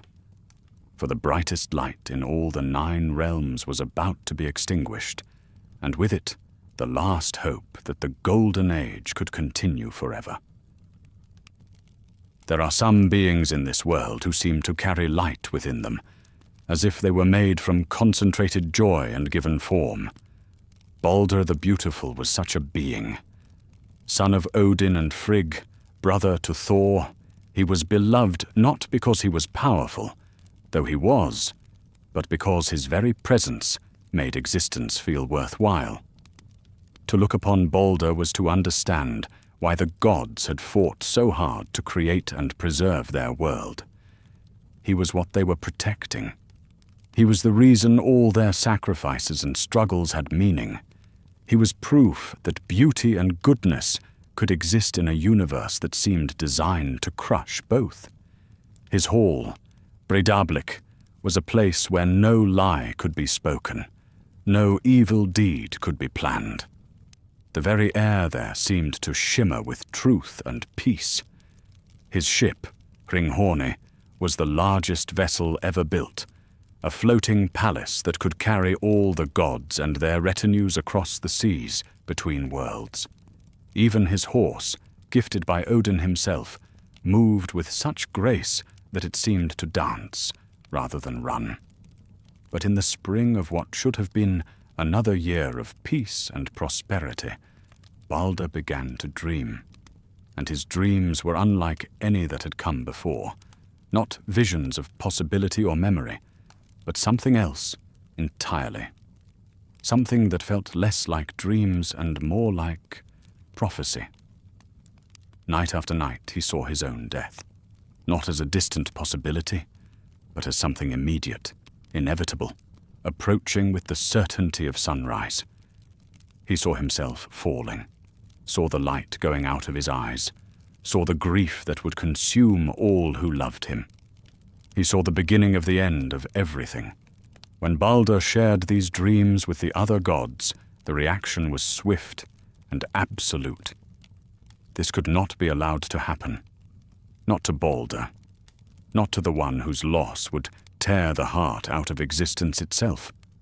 Frigg, mother of gods, took it upon herself to prevent the unthinkable. She would travel to every corner of creation and extract an oath from every living thing, every object, every force of nature, that they would never harm her beloved son. Picture this journey. The Queen of Asgard moving through all the 9 realms, speaking to each created thing in turn. The great oak trees swore they would never strike Balder down. The stones of the mountains promised they would never cut him. Iron and every other metal vowed they would turn soft rather than pierce his skin. Fire itself pledged to provide warmth, but never burning. Water promised to buoy him up rather than drown him. She spoke to the beasts of the field and the birds of the air, to the fish of the sea and the serpents of the earth. She extracted oaths from sickness and age, from poison and blade, from rope and arrow. She spoke to the very forces of nature, wind and storm, lightning and hail, frost and flame, and all of them swore the same oath. They would never harm Balder the Beautiful. When Frigg returned to Asgard, the gods tested her work. They made a game of it, as gods often do. They would throw weapons at Balder, strike at him with swords and axes, shoot arrows at his heart. And every projectile would turn aside, every blade would dull, every blow would become a caress. Balder stood in the center of their circle, laughing with pure joy as the assembled gods proved, again and again, that he was truly invulnerable. It should have been a moment of perfect triumph. The gods had faced the threat of prophecy and defeated it through wisdom and determination. They had proven that fate itself could be overcome by love and careful planning. They had secured the future of the one thing they could not bear to lose. But there was one among them who did not participate in the celebration. Loki stood apart, watching the joy of the others with eyes that seemed to see too much. The trickster god, the boundary crosser, the one who understood that every solution creates new problems. "Surely," Loki said to Frigg, his voice casual but his eyes sharp, "you must have missed something. No one can extract oaths from everything in creation. There must be some small thing, some insignificant detail that slipped through your comprehensive net." Frigg, proud of her thoroughness, confident in her success, made the fatal mistake of honesty. "There was one thing," she admitted, "a small plant growing west of Valhalla. Mistletoe, they call it. But it was so young, so harmless, barely more than a seedling. I thought it too insignificant to bother with." Loki said nothing more, but his mind was already working. The trickster god slipped away from the celebration, away from the laughter and joy, into the shadows where his true nature could express itself without constraint. Why did Loki do what he did next? The old stories offer no simple answer. Was it jealousy? Was it boredom? Was it the irresistible compulsion of his nature to prove that every system has a flaw, every protection has a weakness? Or was it something deeper? The recognition that the gods' attempt to cheat fate was itself a violation of the natural order, and that the universe would demand payment for such hubris. Perhaps Loki understood something the others had forgotten, that trying to preserve something forever is often the very thing that destroys it, that the desire to protect what we love can become a prison for both the protected and the protector, that sometimes the act of trying to prevent a prophecy is exactly what brings it to pass. Whatever his motivation, Loki's actions were swift and decisive. He found the mistletoe plant, still young and tender, and carefully shaped it into a dart. Not a weapon exactly, too small and soft for that. Just a simple projectile, the kind that would normally bounce harmlessly off its target. He returned to find the gods still celebrating, still testing Balder's invulnerability with increasing creativity and joy. But there was one who stood apart from the game. Höder, Balder's blind brother, who could not participate in the targeting practice because he could not see his target. "Brother," Loki said, approaching Höder with false sympathy, "why do you not join in honoring Balder? Surely you want to show your respect like all the others?" "I cannot see where to aim," Höder replied, his voice heavy with the sadness of exclusion. "And I have no weapon to throw." "I will guide your hand," Loki offered, producing the mistletoe dart. "And here is a projectile, small and harmless. Let me help you show your brother the same honor the others have shown." Picture the scene. Balder, standing in the center of the circle, radiant with joy and invulnerability, completely trusting in the protection his mother had secured for him. The gods around him, laughing and cheering, delighting in the proof of their ability to protect what they loved most. And Herder, guided by Loki's treacherous hand, drawing back his arm to throw what seemed like the most harmless projectile of all. The mistletoe dart flew true. Balder fell. The god of light and joy, the one who could not be harmed by anything in creation, crumpled to the ground with a piece of insignificant plant protruding from his chest. The laughter died. The celebration ended. The golden age of the gods came to an abrupt and permanent conclusion. The silence that followed was more terrible than any scream. Frigg's careful work undone by a single oversight. Herder's innocent participation turned into fratricide. Loki's trickery revealed as something far darker than mischief. And Balder, beautiful Balder, lying still and cold while the light literally went out of the world. But death, for the gods, is not the simple ending it is for mortals. Frigg, desperate to undo what had been done, sent Hermoda, swiftest of her sons, to ride Sleipnir to the realm of hell itself. Perhaps the goddess of the dead could be persuaded to release Balder back to the world of the living. Hermoda's journey to Helheim was a ride through the deepest foundations of existence. Down the dark paths that lead below the roots of Yggdrasil, across the bridge of the dead that spans the river of sorrows, through gates that separate the living from those who have passed beyond. He found Hel in her hall, half beautiful, half corpse, ruling over the realm of those who die of sickness, age, or accident rather than in battle. She sat on her throne with Balder beside her, and even in death the god of light seemed to illuminate the darkness around him. "Great goddess," Hermoda begged, "all creation mourns the loss of Balder. Please, allow him to return to us. The world is too dark without his light." Hel considered this request with the patience of death itself. "Very well," she said finally. "If everything in creation truly mourns for Balder, if every living thing weeps for his loss, then I will release him. But if even one thing refuses to shed tears for the beautiful god, then he must remain in my realm." The gods received this news with desperate joy. Surely, if everything in creation loved Balder enough to promise not to harm him, everything would also love him enough to weep for his loss. Messengers were sent to every corner of existence, and the response was immediate and overwhelming. The trees wept sap, the stones wept dew, the metals wept rust, the very air wept mist and rain. Every living creature shed tears for the loss of Balder the Beautiful. Even the forces of nature, wind and storm, fire and ice, found ways to express their grief.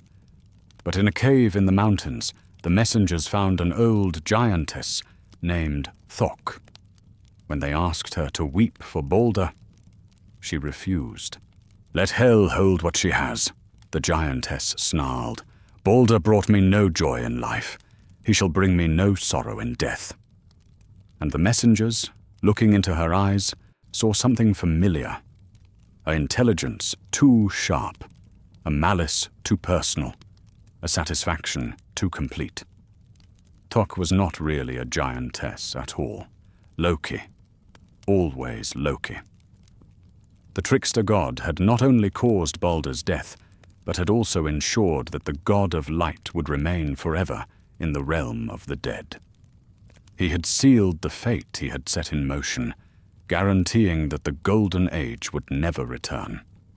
The funeral of Balder was unlike anything the Nine Realms had ever seen. His ship, Hringhorni, was dragged to the shore and prepared as his funeral pyre. Gods and giants, elves and dwarves, all came to pay their respects. The very enemies of Asgard set aside their enmity to honor the one whose light had touched even them. When the pyre was lit, the flames that consumed Balder's body were not the ordinary fires of destruction, but something more, a light that seemed to carry his essence back to the source from which all light comes. And as the ship burned, as the god of joy and beauty was reduced to ashes, everyone who watched understood that something fundamental had changed in the nature of existence itself. The god's response was swift and absolute. They hunted Loki down like the wild animal he had proven himself to be. They bound him with chains made from the entrails of his own son, chains that would hold him until the end of the world itself.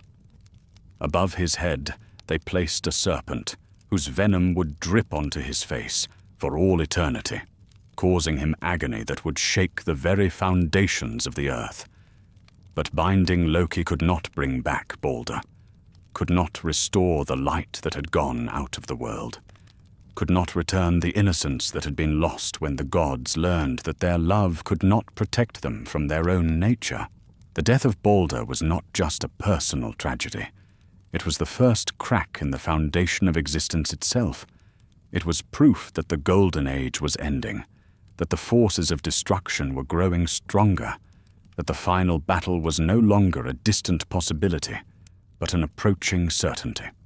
For Balder's death had consequences that reached far beyond the grief of the gods. It had shown that their careful plans and protective measures were not enough.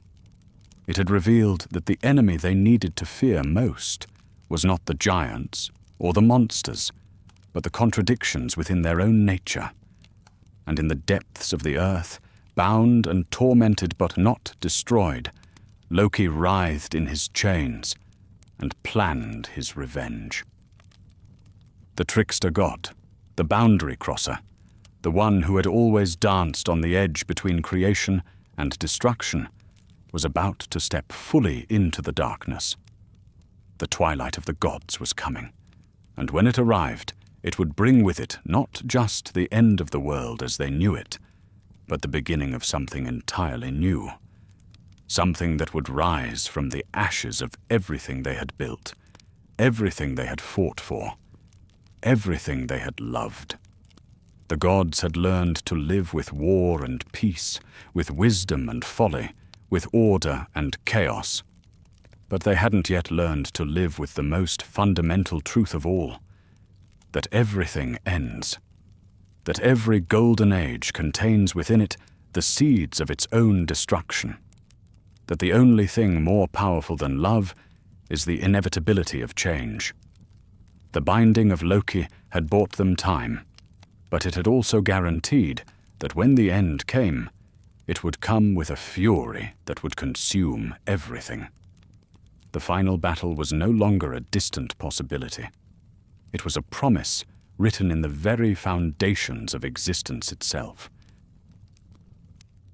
There comes a time when all debts must be paid, when all contradictions must be resolved, when all the careful balances that hold a world together finally collapse under the weight of their own impossibility. For the Norse gods, that time was called Ragnarok, the twilight of the gods, the final accounting, the end of everything they had built and everything they were. But endings in the old stories never come suddenly.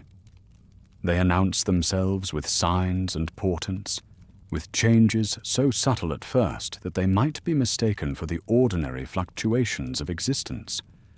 Only in retrospect do the patterns become clear, the inevitability undeniable. The first sign was the Fimbul winter, the great winter that would last for 3 full years without the relief of summer. Not merely cold weather, but something deeper, the failure of the cycles that had governed existence since the beginning of time. The sun grew pale and distant.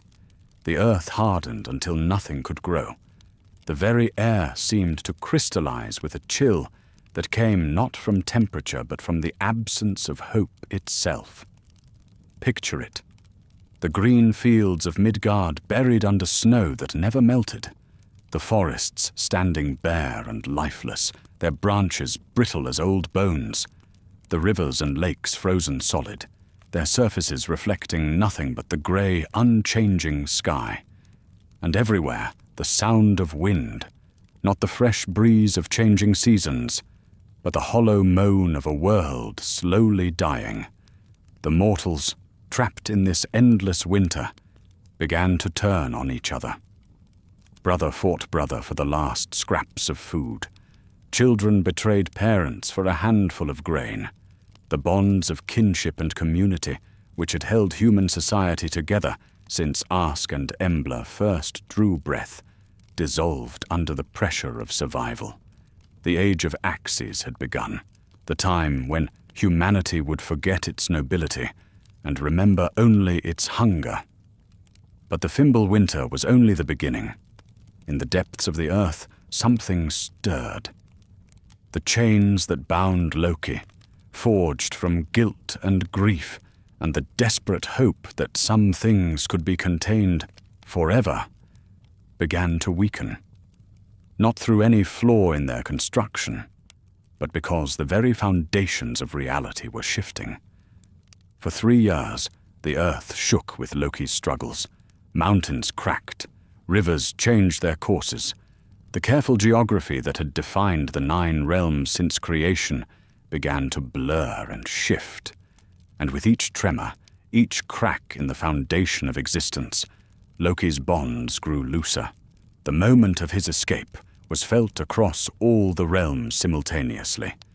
In Asgard, the gods' weapons fell from their hands. In Midgard, the last flames in the last hearths flickered and died.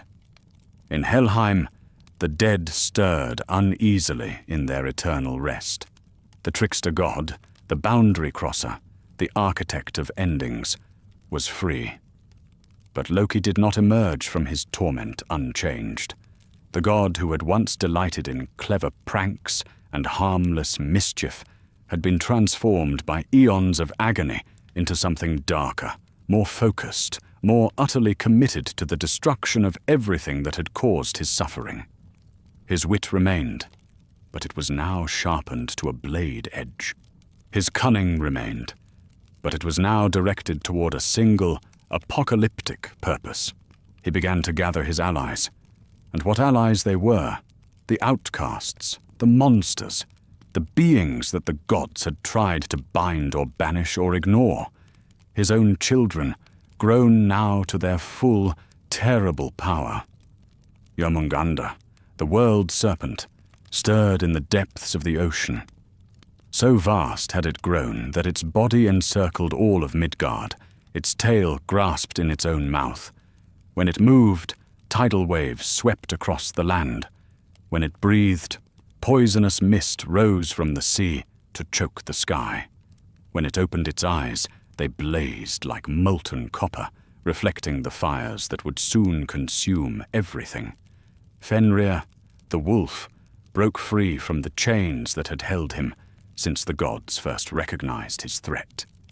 Gleipnir, the impossible fetter made from the sound of a cat's footfall and the breath of a fish, snapped like a cobweb before the fury of his long-contained rage.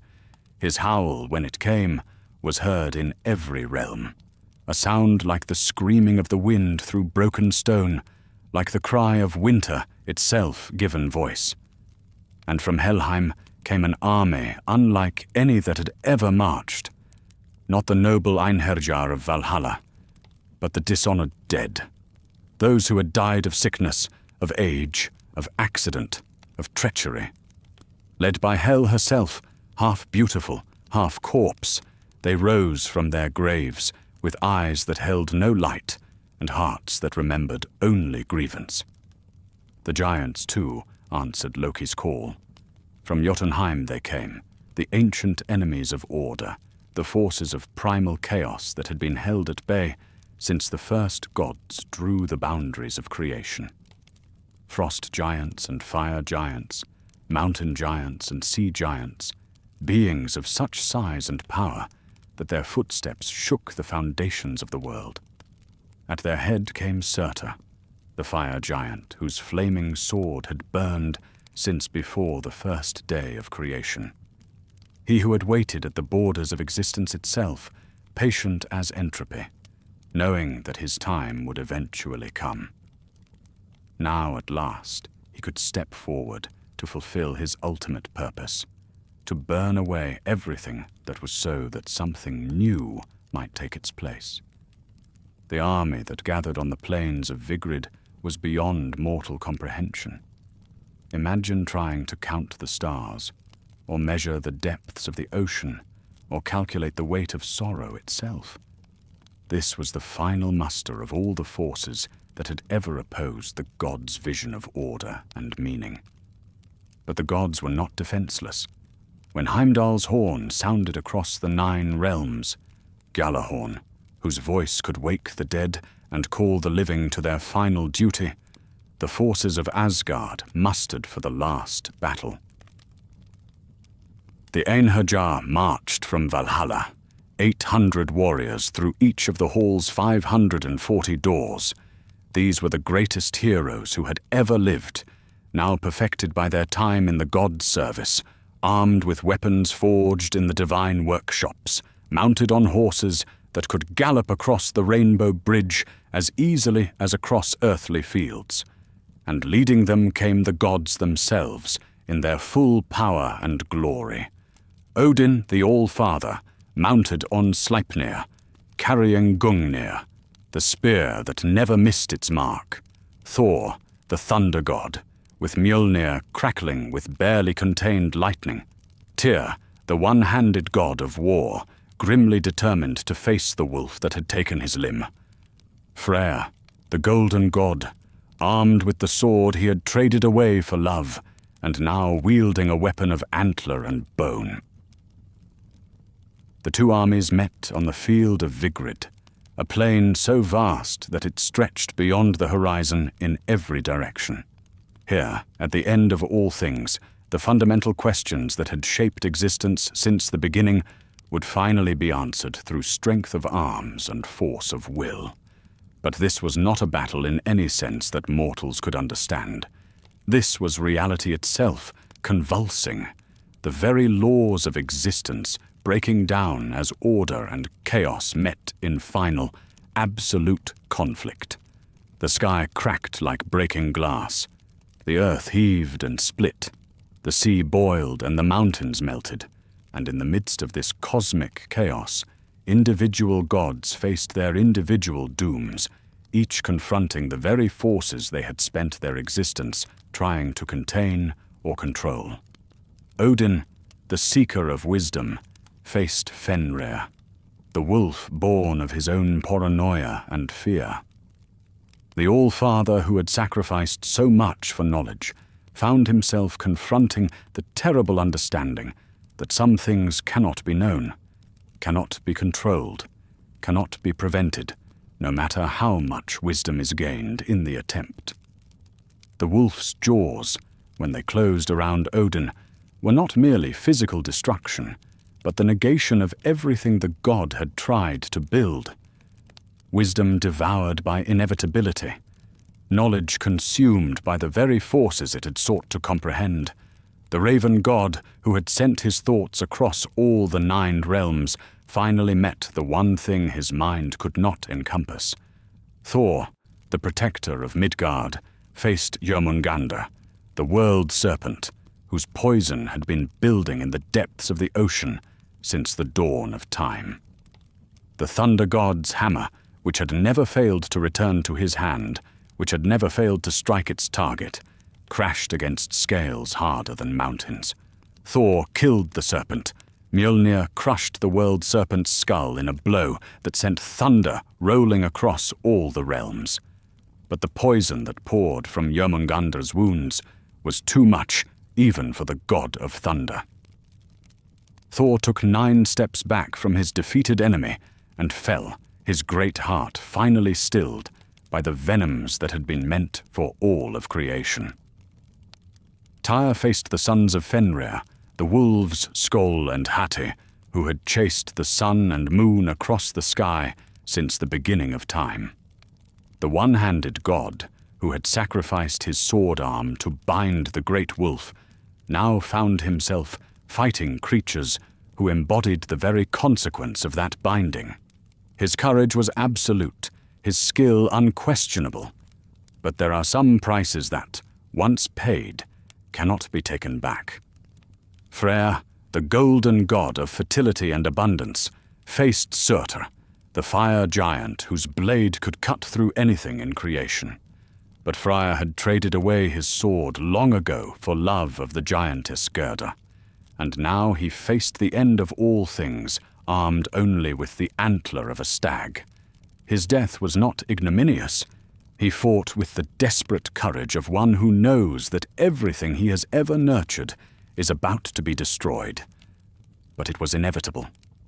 One by one, the great figures of the age fell.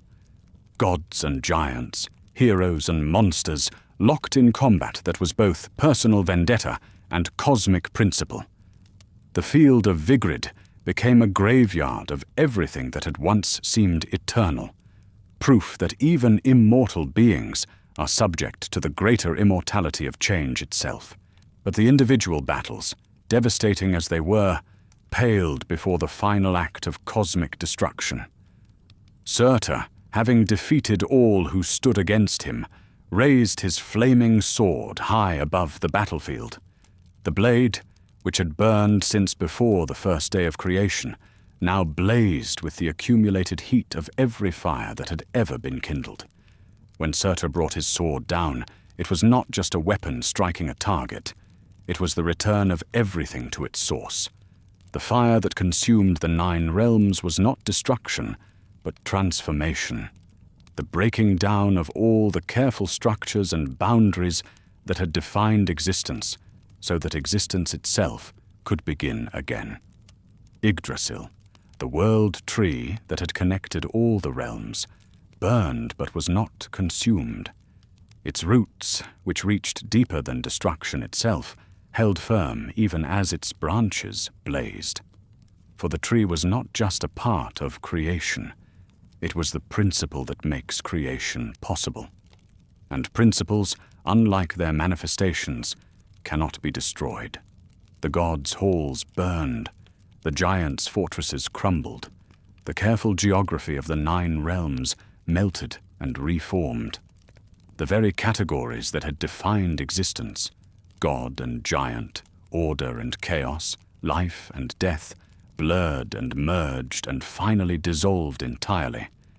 And in the end, when the fires had burned everything that could burn, when the battles had been fought and the prices had been paid, when the last echoes of Gjallarhorn had faded into silence, what remained was what had been there before the beginning, the potential for something new. For this was not truly an ending. It was a completion. The old cycle had run its course. The old contradictions had been resolved through fire and blood. The old debts had been paid in full. What came next would be different, but it would not be empty. From the ashes of the world tree, new growth began to emerge. Green shoots that carried within them the memory of what had been, but were not bound by its limitations. The well of Urd still flowed, carrying the waters of possibility into whatever form existence would take next. And in the depths of those waters, 2 figures stirred. Lif and Lifthrasir, life and life, Yirna, the 2 mortals who had hidden in Yggdrasil's trunk during the burning and had survived to see the new dawn. They would become the ancestors of a new human race, people who would inherit the earth but would not be burdened by the mistakes of their predecessors. Some of the gods, too, had survived the ending.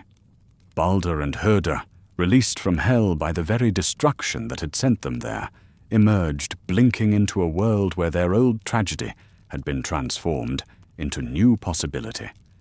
Vidar and Vali, Odin's sons, carried forward their father's legacy but were not constrained by his limitations.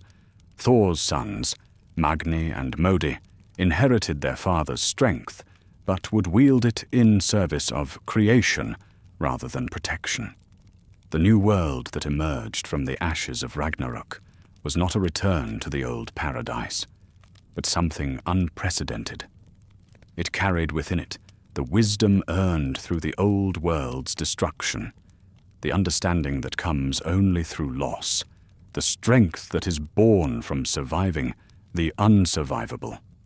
For this is the deepest truth that the Norse understanding of existence has to offer, that endings are also beginnings, that destruction is also transformation, that the twilight of one age is the dawn of another. The gods died so that something greater than gods could be born. The world burned so that a better world could grow from its ashes. Ragnarok was not the victory of chaos over order or of evil over good. It was the recognition that both chaos and order, both good and evil, both creation and destruction, are necessary parts of a larger pattern that transcends all individual understanding. It was the universe's way of ensuring that existence itself would continue, even if every particular form of existence must eventually end. And so the greatest story ever told came to its close, not with defeat, but with transformation. Not with meaninglessness, but with the promise that meaning itself would continue, in new forms, in new stories, in new cycles of creation and destruction and renewal that would last as long as consciousness itself endures. The gods were gone, but their legacy lived on, in the stories that survived them, in the principles they had embodied, in the very structure of existence itself, which bore forever the marks of their struggles and sacrifices, and final, ultimate gift to the future they would never see. But what does it mean, this story we've walked through together? What remains when the fire dies down and the ash settles? When Surtur's blade grows cold and the last echo of Heimdall's horn fades into silence? In the end, Norse mythology isn't really about gods at all. It's about us. It's about the human condition wrapped in cosmic clothing, dressed up in the language of creation and destruction, so that we might see ourselves more clearly in the vast darkness. Think about it. Every culture that has ever existed has asked the same fundamental questions. Where did we come from? Why do we suffer? What happens when we die? How do we find meaning in a world that seems determined to strip it away? The Norse looked up at their harsh skies, felt the bite of winter in their bones, watched their loved ones age and die, and they crafted answers that didn't shy away from the hardest truths. They gave us Odin, not a perfect, all-knowing deity, but a desperate seeker of wisdom who gouged out his own eye and hung himself from a tree because knowledge was worth any price. How beautifully, brutally human is that? The willingness to sacrifice everything, even ourselves, for understanding. The recognition that wisdom often comes through suffering, that the deepest truths are bought with blood and tears. They gave us Thor, not an untouchable god of thunder, but a protector who got his hands dirty, who fought every day to keep the giants at bay, who knew that the battles never truly ended, but fought them anyway. In Thor, we see our own daily struggles writ large. The parent working 2 jobs to keep their family safe, the teacher facing another year of impossible challenges, the friend who shows up again and again, even when it's hard. And Loki, Loki, perhaps the most human of them all, the part of ourselves that questions, that rebels, that refuses to accept the way things are, the shadow that shows us truths we'd rather not see. Loki is our capacity for change, for chaos, for the creative destruction that tears down old systems to make room for new ones. He's uncomfortable because he's necessary.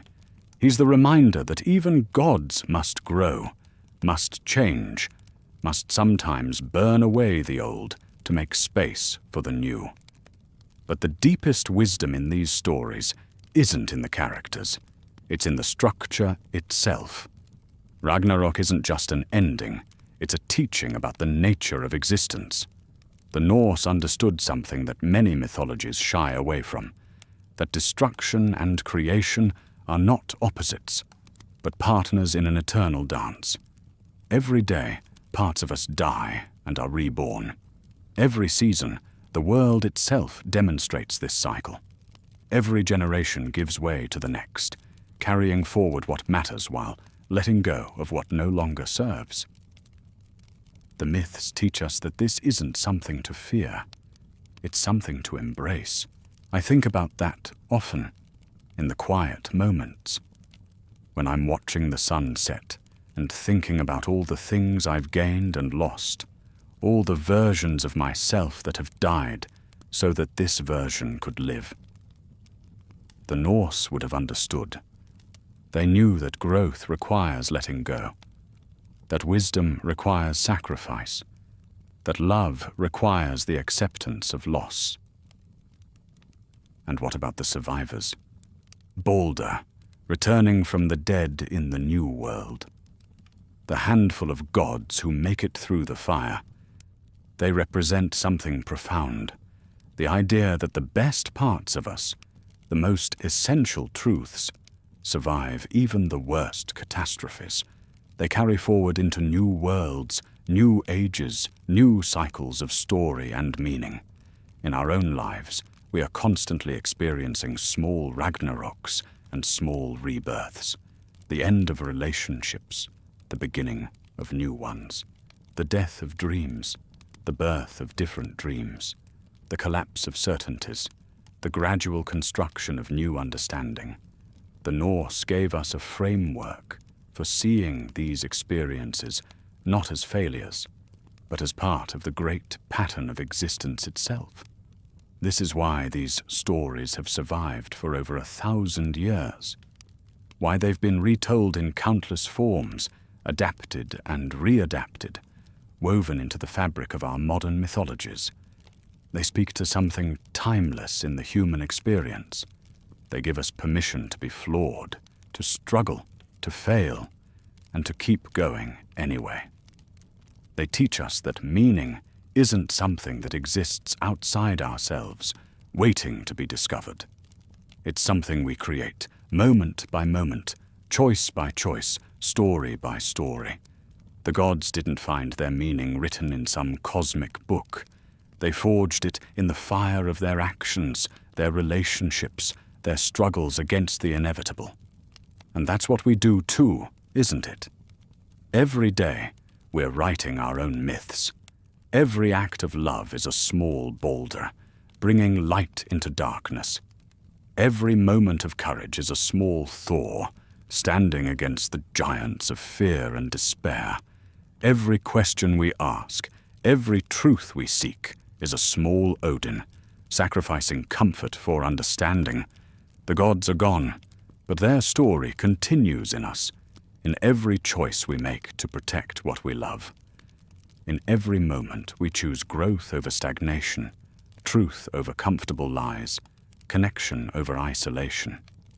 In every time we face our own endings, of relationships, of phases of life, of versions of ourselves, and choose to trust that something new and valuable can grow from the ashes. The Norse gave us something precious, a mythology that doesn't promise easy answers or eternal paradise.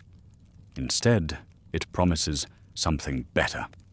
It promises that our struggles matter, that our choices have weight, that the small acts of heroism in our daily lives are part of a larger pattern of meaning that stretches from the first spark of creation to the last flame of destruction, and beyond.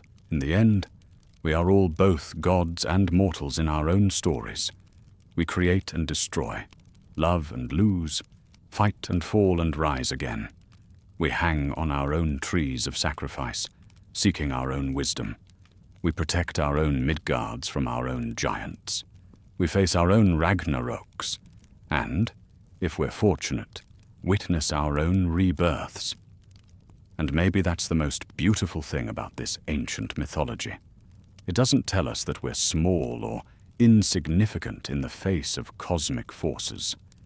It tells us that we are the cosmic forces, that in our choices, our loves, our sacrifices, our willingness to keep going even when we know that endings are inevitable, in all of this, we are writing the next chapter of the greatest story ever told.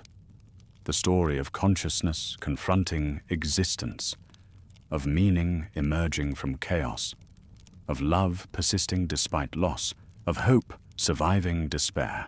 The gods are gone, but the story continues.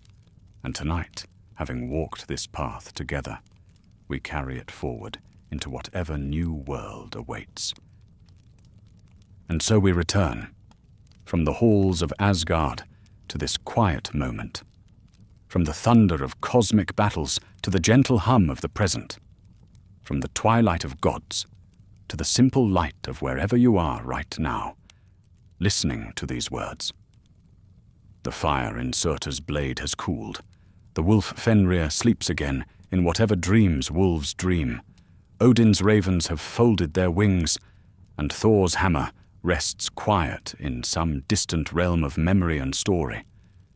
But you carry something with you, now that wasn't there before. The echo of those ancient voices, the weight of those ancient truths, the knowledge that you are part of a story far larger and more beautiful than any single lifetime could contain. This is what I love about these journeys we take together, these long expeditions into the landscapes of human imagination. Each time, we discover something new about the world, yes, but more importantly, we discover something new about ourselves.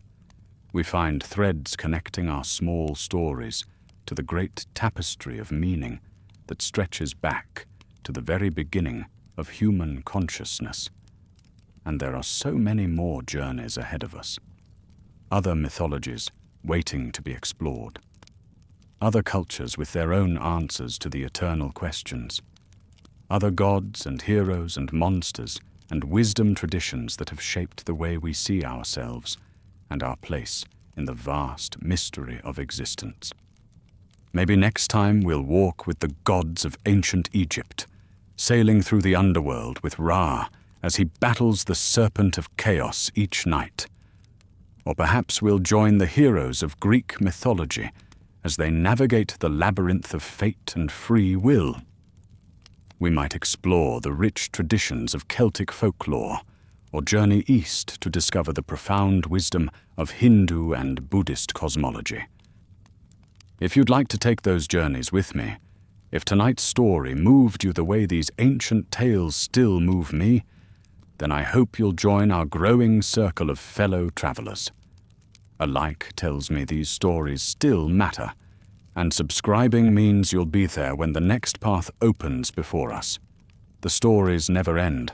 They just change form, find new voices, new audiences, new ways of illuminating the same eternal truths about what it means to be human in an infinite universe. Until we meet again in whatever story calls to us next, carry this with you. You are both the hero and the storyteller of your own mythology. Every day, you choose what kind of story you're telling. Every moment, you decide what kind of character you want to be. The gods may be gone, but the capacity for wonder, for meaning, for the kind of courage that faces the inevitable with dignity and hope, that lives on in you. Sweet dreams, fellow travelers. And remember, in the beginning was the void. But from that void came everything, including you.